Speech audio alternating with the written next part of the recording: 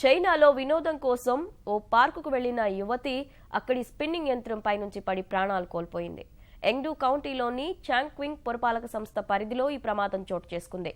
సరదాగా స్పిన్నింగ్ యంత్రంపై తిరగాలనుకున్న యువతి సీటు నుంచి జారిపోయింది. ఆ క్రమంలో కొద్దిసేపు స్పిన్నింగ్ యంత్రాన్నే పట్టుకుని వేలాడినా కింద పడిపోయి తీవ్రంగా గాయపడిపోయింది.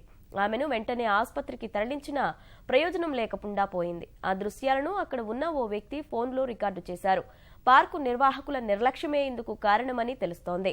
స్పిన్నింగ్ యంత్రానికి చెందిన తాళాన్ని సురక్షితంగా వేయకపోవడం వల్లే యువతి సీటు నుంచి పడిపోయినట్లు ప్రాథమికంగా గుర్తించిన పోలీసులు దర్యాప్తు కొనసాగిస్తున్నారు.